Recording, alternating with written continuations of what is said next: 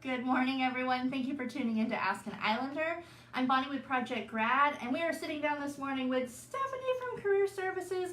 We are going to give y'all some of the top tips for your resumes and your cover letters, which I know sometimes you don't need, but you guys really do need to know this. So thank you so much for sitting down with us. We appreciate it. Oh yeah, thank you for having me. It's a true pleasure to be here. Awesome. Well, we are excited. So what have you got for us about resumes? All right, so to summarize the 5 tips, first of all, keep in mind that you have 6 to 10 seconds to capture someone's attention. So that is not a whole lot of time to do that. And so in order to do that, you have to think about your formatting and your content.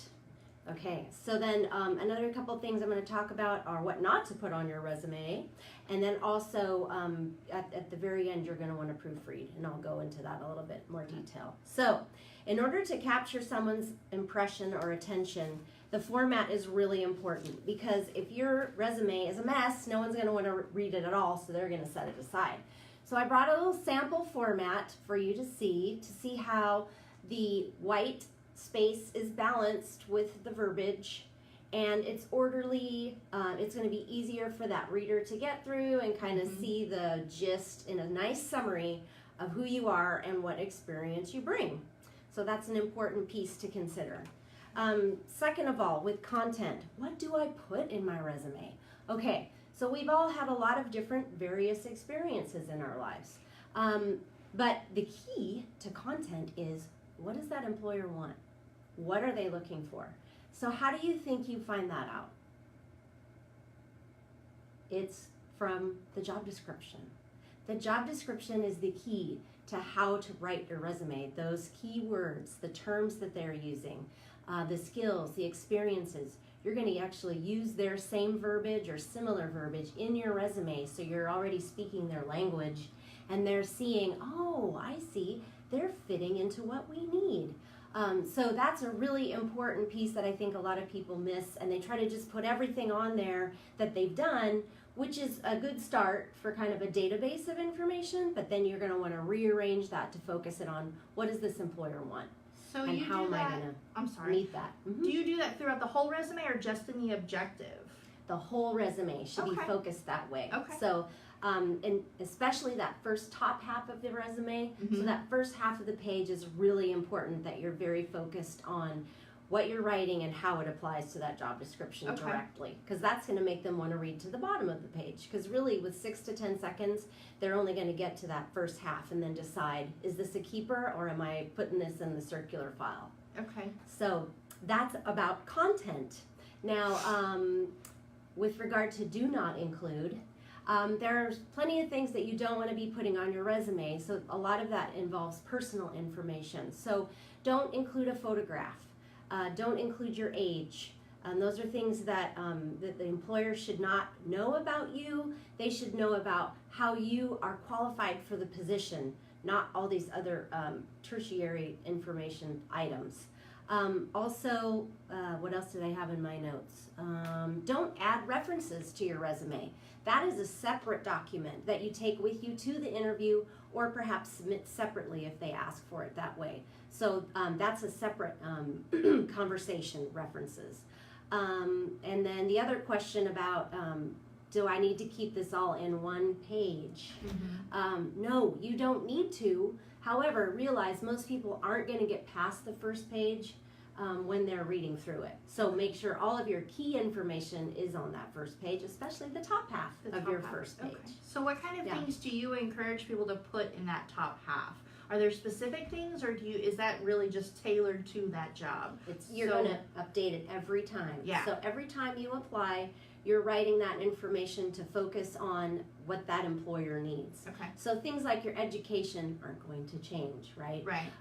But if you wanted to include specific experiences that you've had in class, such as academic coursework that relate, or specific job skills that you've acquired that relate, if you've had any jobs, or even academic sorts of experiences like volunteer work or presentation skills, that kind of thing.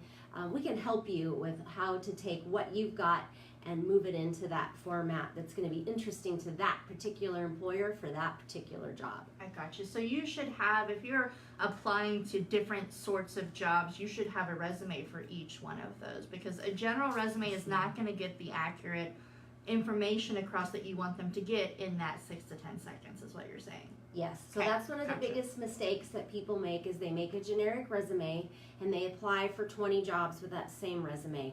And that is not an effective way to market yourself, because the reader is saying, well, what does this have to do with my job? I'm not seeing it. And if you can't do that in that top half of the first page, they're moving on to the next applicant. Okay. So 9 times out of 10, when students call us and say, I'm struggling finding a job and I've applied everywhere, then we say, let's look at your resume. And usually that is the key problem. So it's a really important tool. But beyond that, proofreading is super important as well. So you can have a great resume with a lot of good information, but if you're making typos and or using words incorrectly, then your credibility is gone, and your representation of organization and attention to detail also gone.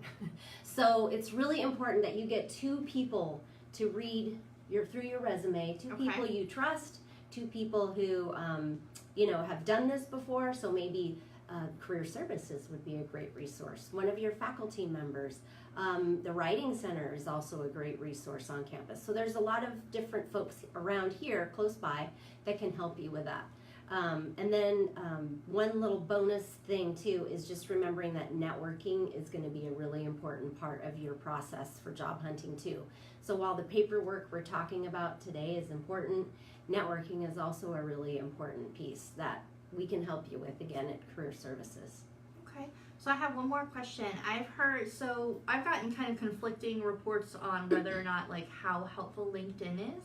Would you advise that students put their LinkedIn information on their resume, or is that? Yeah, that's a good question. So if your profile is updated and has the latest information and you feel like it really reflects who you are and what kind of jobs you're seeking, then yes, put your LinkedIn link onto your resume. Okay. If it's not ready to go and isn't necessarily your best foot forward or best impression right now, then don't put it on your resume. It's certainly not necessary. Okay. It's an optional thing. Okay.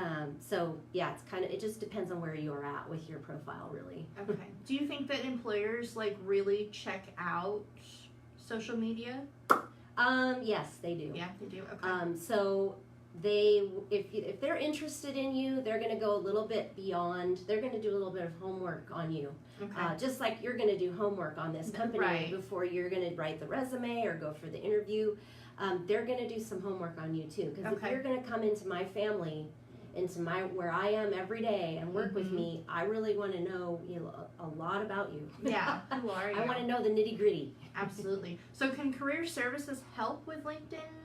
Oh yeah, Profiles? absolutely. We Okay. can help you with your LinkedIn profile, most certainly. Oh, that's Yes. wonderful. And you can schedule appointments with y'all via the website or call Yes. y'all, either way? Yeah, so Okay. you have a couple of options. You can call our office, 2628 on campus, or you can go in through Handshake and actually make an appointment Oh, now. cool. Just Okay. on your own time. You can utilize Handshake to That's do that. wonderful. Okay. Yeah. So do we want to talk about cover letters real quick? Sure. Okay. Let's talk about cover letters. So cover letters is kind of the initial way to introduce yourself to somebody. Mm-hmm. So when you can't meet someone face to face and shake their hand, this is what the intent of the cover letter is. Okay. So it's in the similar organizational or the key tips for a cover letter are like a resume. So you have a few seconds to capture somebody's attention again. And then you do that with your format and your content, Mhm. just like a resume. There's also some things you don't want to include in your cover letter. Okay. And of course, proofreading is key. So back to that formatting and content piece. I brought in a sample so you can just see how a cover letter, kind of traditional cover letter looks. It's nothing fancy. It's pretty basic, and you want to keep it a little on the brief side because someone has to get through this and read it. Yeah. So that's where so format needs to be approachable and this won't take me too long. Okay, I'll read it, or at least I'll start it. And then content is key, because content is what is going to get someone to read through this whole letter. So you got the first paragraph to capture their attention. And typically the format is this 3 paragraphs like I just showed you. So you introduce yourself and talk about how you're excited to apply for this job. The second paragraph is about your experiences, your skills. What is it that you can do for them? And so again, you're using the job description to help you with that. And then the third paragraph is, I'd like to speak with you further about this. I'm really excited about it and I think I'm a good fit. This is how you can contact me for an interview. And that's pretty much it. So it's a pretty simple format, pretty straight and to the point. Let's see, did you have a question about that? Or was there someone who called in a question about that? I guess we had some questions about the type of language to use in a cover letter. Like, how do you need to be like really, I guess, using bigger words? Do you need to be formal, informal? I would say you want to stick to professional language, because this is a professional setting. Right. So if you're trying to use big long words to impress somebody, if it's related to the job description, certainly, and if it's part of the regular vocabulary of that career path or that field, then it's pertinent to that particular job.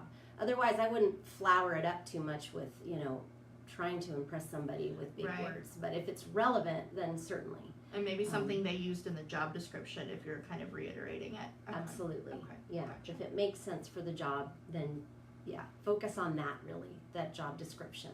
Good question, though. Yeah, absolutely. Yes, and so also proofreading is really important with the cover letter, because we receive plenty of cover letters at our office too, because we hire student workers at Career Services. So we've had some doozies come through that someone did not proof their letter and it was actually for another position, or there's just typos and spelling errors. And when I have 20 applicants for the same job, that kind of application gets set aside because that person isn't showing me professionalism, attention to detail, organizational skills. So proofing is so important for this process. Yes. As someone who hires students a lot, we require cover letters and I read them first. And so if I'm going through a cover letter and I'm like, man, like you just misspelled things and this thing just kind of reads a little roughly, I've already put you on a stack without looking at your resume that maybe you don't deserve to be in, because your resume is great. So that cover letter has to really show me that you can write, because I need students who can write well and communicate well. And so you'll need to be, if somebody requires a cover letter, it's not the thing to skimp on. It's not the thing to kind of save time on. That's quickly not it. Throw together. Yes. Be very mindful of that, because that is our first impression of you. And unfortunately, it's very powerful. So. Yeah, and that's something to think about too when you're applying for positions, is that this takes time. And so allot yourself the right amount of time to do this, and even maybe days ahead, prepare some of these documents so you can proofread them, think about what's in the content and revise them, because yes, mistakes and inconsistencies and that sort of thing in these documents will move you to the bottom of the pile. So take the time and energy to put in the effort, because the more effort you put into it, the more you're going to get out of it. Absolutely, and we recognize that. I can tell when somebody spent a good amount of time on a letter and like put a lot of effort into it. We can definitely see that. So yeah. Well, thank you so much. These are all great tips. And we are actually going to put these on a little image for y'all. We'll post them for you so you can see them later. If you have any questions, you are more than welcome to post them below. We'll be checking the video. And if you'd like to schedule an appointment with Career Services, you can go through Handshake, or you can give them a call, get your resume looked at, get your cover letter looked at. They will help you with all sorts of wonderful things. You guys are awesome. Also, next week we have a couple of cool expos coming up. Yes, so we're going to see if I can try to get this right. We have the Veterans, Criminal Justice, and Government Agencies Expo on Tuesday. Do you know what time that is? I want to say that's from 10 to 2, but Okay. to be sure, we've shifted some times around a little bit this semester. You can just find that on our website or on Handshake. It'll give you the down dirty details. Awesome. And then Wednesday they're doing an Education Expo as well. So there's some cool upcoming events that y'all need to check out. Also, next Friday, we will be sitting down with Kelly Russell, our darling director of The Tempest. Y'all get excited, more Shakespeare for us to consume. And I think that's about it. Y'all check out Career Services, and thank y'all so much for tuning in. We'll see you next Friday, and thank you. Thank you very much.